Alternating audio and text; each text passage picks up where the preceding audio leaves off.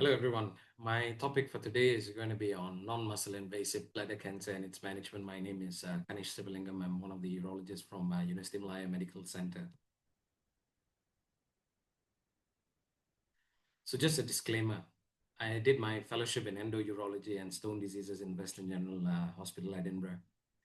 But during this period of time, I had the privilege with working with Prof. Mariappan, who is actually a key opinion leader on bladder cancer in Europe.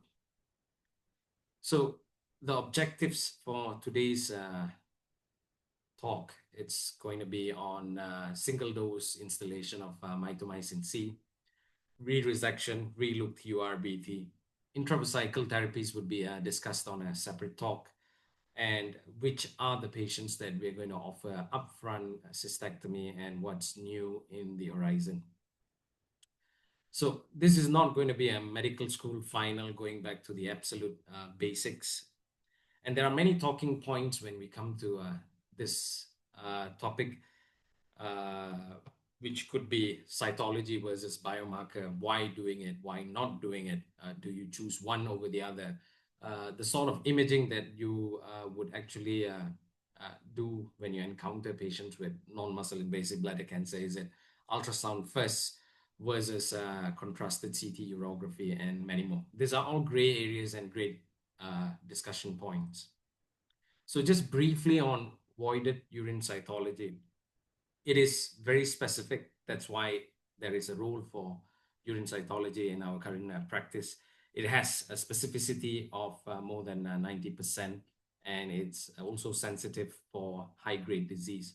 The disadvantages, though, it has 10% false positive rates, which actually leads someone going on a wild goose chase. And the incidences of primary CIS is actually quite low without overt papillary disease. And this is shown in one of the seminal papers by Edwards in 2006, which is only about 0.3%. And there are many urinary biomarkers in the market, as shown. No one expects you to know the chapter and verse about it, but just having an idea is sufficient. The take-home message here is it's generally more sensitive but less specific than urine cytology. Since we don't have an approved urinary biomarker and we don't have much experience in Malaysia, let me quote something from the UK, which is the ADX bladder, which involves the cell cycle protein, the MCM5. And just for reference, I've actually shown the cost of ADX bladder, which is about 52 pounds as compared to cystoscopy, 244 pounds, and cytology is just 12 quids. So what does the NICE guideline has to say about urinary biomarkers or any adjuvant clinical test? So it is to offer white light guided TURBT with one of the following, which is could be in the form of a photodynamic diagnosis using aminolevulinic acid, narrowband imaging using green and blue light, urine cytology, urine biomarker tests. But the caveat here is NICE does not recommend biomarkers as a replacement for cystoscopy for either diagnosis or follow-up at this point of time. So these are the pictures taken from augmented cystoscopy versus the control that is white light cystoscopy on your far left. And you can see many of these lesions can be easily missed from just white light cystoscopy, hence the recommendation from NICE guidelines. So let's take our first case. So this is a 70-year-old man who presents with visible hematuria. Ultrasound shows a left bladder mass with no hydronephrosis. So the obvious next step in managing this patient is going to be a transurethral resection of bladder tumor. You can see the loop of resectoscope lighting up. And after the TURBT, we often instill single dose intravesical mitomycin C. So this reduces recurrences by 39%. This is relative risk reduction. and it's level 1A evidence by Sylvester, published in 2004. And that translates into 12% of absolute reduction, and the number needed to treat is 8.5, whereby if you give mitomycin C intravesically to 8.5 patients, you could successfully prevent one recurrence. Further meta-analysis by Sylvester in 2016, he showed that these benefits are limited to less than one recurrence per year and EORTC recurrence scores of less than 5. So don't bust the gut to actually feel bad not giving intravesical mitomycin in especially large multifocal tumors, high-grade looking tumors, or if there is worry concerning on the excellence of hemostasis, or if there is any suspicion of bladder perforation. That patient's histology came out as high-grade T1. So how would you manage it? Ideally, we are not going to speak about BCG in this talk because that is going to be covered separately. We are going to talk about patient selection for upfront cystectomies. So before going to that, I think risk stratification is very important to actually group patients into either low, intermediate, or high risk. So in any situation, I think it is important to remember the extremes. So the low risk patients are those with solitary low-grade diseases, and the high-risk ones are any high-grade, any T1, any patients with CRS, recurrent disease, and tumor size more than 5 centimeters. So anything in between falls under the intermediate category.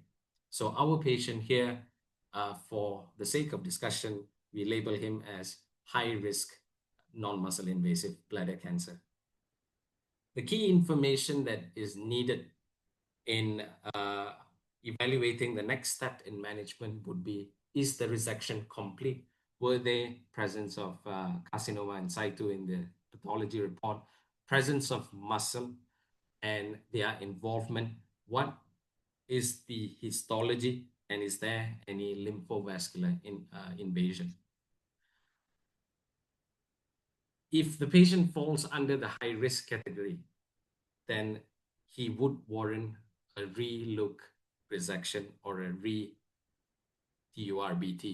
The indications for re-TURBT was actually popularized by William Herr in his seminal paper in 1999 using 98 patients obtained from community. So, and he found 75% of residual diseases left behind, and there is a 25% risk of upstaging.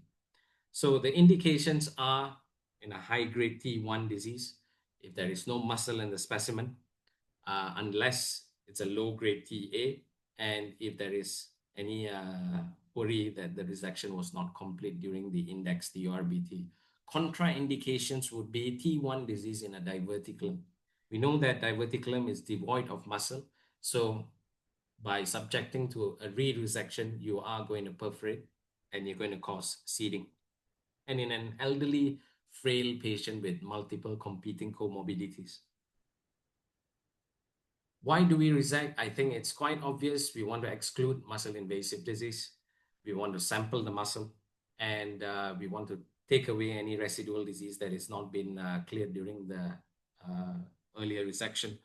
But the question that we would like to actually look at is, does re-resection influence recurrence and progression? And what are the evidences for that? And does it to some extent influence patient selection for upfront cystectomy? So there is a recent meta-analysis by the Italian group that looked into 3,566 patients. I think this is a more controlled study as compared to William Herr's, and they found a residual disease in 61% as compared to 75% from William Herr's paper.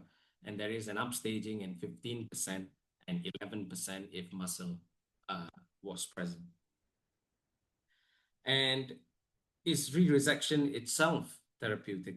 So Divrik in 2010, a small cohort of patients, 210, he included both high-grade and low-grade disease. It did show some improvement in recurrence and progression-free survival, but it did not affect disease-free survival. Gontero in 2015 showed similar reduction in recurrence and progression, but only if no muscle was found in the primary specimen. Cumberbatch in a systematic review did show it had conflicting data, but pre-TURBT had some chances in improving recurrence and progression in T1.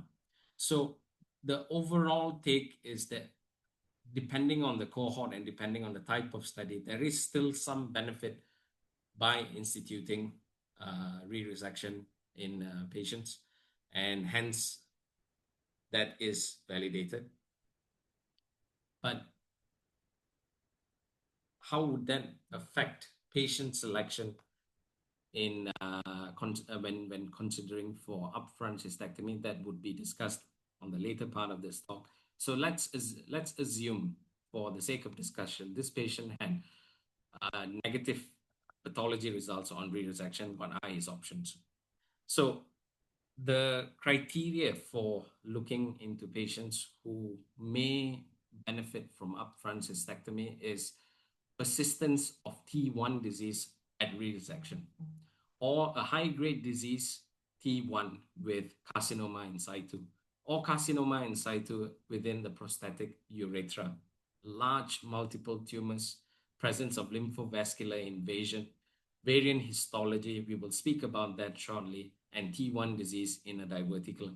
These are the candidates of patients that I would consider for an upfront cystectomy following a multidisciplinary tumor board discussion. So, as I mentioned earlier, what are variant histology? Some of the variant histologies are actually treated similar to conventional urothelial carcinoma, like squamous glandular differentiation, nested variants. And if there is no residual disease in re-TURBT, they can be actually offered intravesical BCG, and they respond similar as per case-matched series. But there are others that upfront cystectomy is actually the only route out, which is the sarcomatoid, plasmacytoid, and the micropapillary group. And the other one is pure squamous adenocarcinoma. So these are a group of patients that would benefit from upfront radical cystectomy. So now looking into what's new in the horizon, we have seen BYD building jumping cars, the U9, and the swimming ones, U8. But during ESCO 2025, they've presented something that is outside the box, a phase 1b/2 clinical trial using oncolytic virus, which is instilled intravesically in patients who were previously treated with BCG, and they are high-risk patients. And the results so far, the interim results, are quite promising. The 6 and the 12-month recurrence-free survival is accounting for 66 to 55%. And notably, one patient who previously failed BCG treatment achieved the longest recurrence-free survival in the study, approaching 2 years. So these are studies that are breaking frontiers. And I think the data should be out in the upcoming years. And with that, I thank you all for your attention, and let's aim for the stars. Thank you.